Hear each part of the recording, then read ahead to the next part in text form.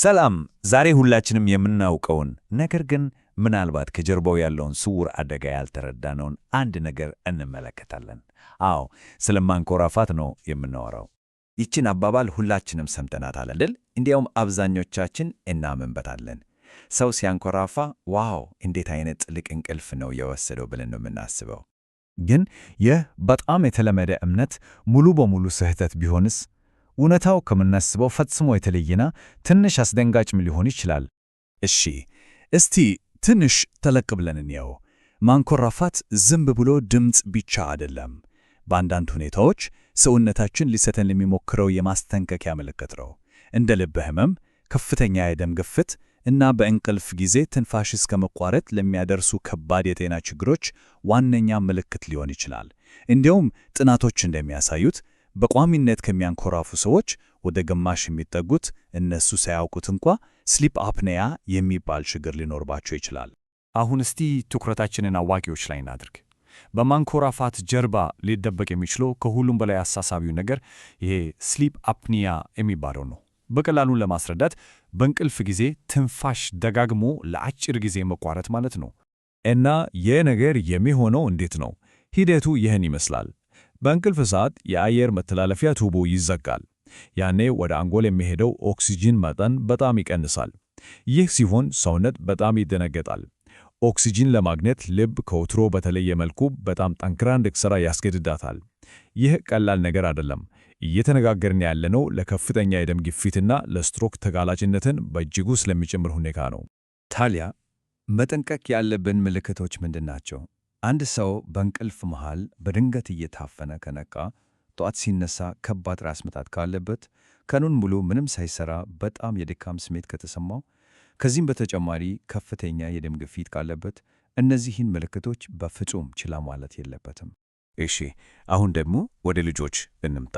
በልጆች ላይ የሚከሰት ማንኮራፋት የራሱ የሆነ ብዙ ጊዜ ግንዛቤ የማይሰጠው አደጋ አለው። ይህ አደጋ አዴኖይድ ሃይፐርትሮፊ ይባላል። በቀላሉ የአፍንጫ ቶንሲል ማበጥ ማለት ነው። ይህ ችግር ወላጆች ከሚያስቡት በላይ በጣም የተለመደ ነው። በቋሚነት ከሚያንኮራፉ ሕፃናት መካከል እስከ 10 በመቶ የሚሆኑት በዚህ ችግር ሊሰቃዩ እንደሚችሉ ይገመታል። ይህ ችግር ችላ ከተባለ የሚያስከትለው ጉዳት ቀላል አይደለም። ለምሳሌ የልጆን የፊት ቅርጽ እስከ መጨረሻው ሊቀይረው ይችላል። ወደ አንጎል የሚሄደው የኦክሲጅን መጠን ስለሚቀንስ የማማርና የማተኮር አቅሙ ላይ ከፍተኛ ተጽዕኖ ያሳድራል። በተጨማሪውም ሌሊት ሰላም ስለማያገኝ በቀን ውስጥ ከፍተኛ የሆነ ድካምና መነጫነጭ ይታይበታል። ወላጆች ሊያስተውሏቸው የሚገቡ 3 በጣም ወሳኝና በቀላሉ የሚታዩ ምልክቶች አሉ። የመጀመሪያው ምልክት ይሄ ነው። ሕፃኑ አፍንጫው እንደተዘጋበት ሰው ሁል ጊዜ አፉን ከፍቶ የሚተነፈስ ከሆነ ይህ አንዱና ዋነኛው ምልክት ነው። ሁለተኛው የድምፅ ለውጥ ነው። ድምፁ አፍንጫ ውስጥ እንደታፈነ አይነት ወይም የሆነ ነገር እንዳለ የሚያስመስል ከሆነ ይሄ ሌላኛው የማስጠንቀቂያ ምልክት ነው። ሦስተኛው ደግሞ ያበጠው የአፍንጫ ቶንሲል የጆሮ ፈሳሽ ማውረጃ ቱቦን ስለሚዘጋ በልጁ ላይ ተደጋጋሚ የጆሮ ህመም ወይም ኢንፌክሽን ሊያስከትል ይችላል። እሺ፣ ችግሮቹን ለይተን አይተናል። አሁን ደግሞ በጣም አስፈላጊው ነገር መፍትሄው ምንድን ነው? ለሁለቱም ማለትም ለአዋቂዎችም ለልጆችም ግልጽና ተግባራዊ መፍትሄዎች አሉ። መፍትሄዎቹ እንደየሁኔታው በጣም ይለያያሉ። ለአዋቂዎች በጎን መተኛት፣ ክብደት መቀነስ፣ አልኮልና ሲጋራን ማቆም አይነት የአኗኗር ዘይቤ ለውጦች ትልቅ ለውጥ ሊያመጡ ይችላሉ።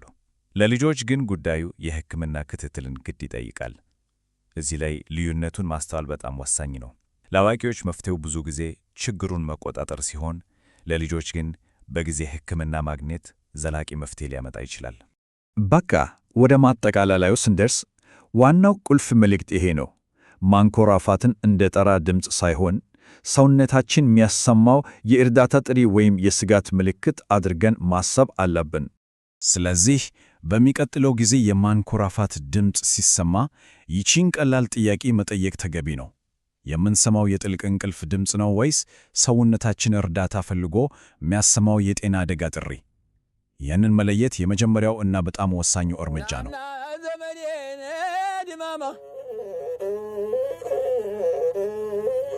አጫውተዋለሁ የባላባቱን ልጅ ችላ ማለት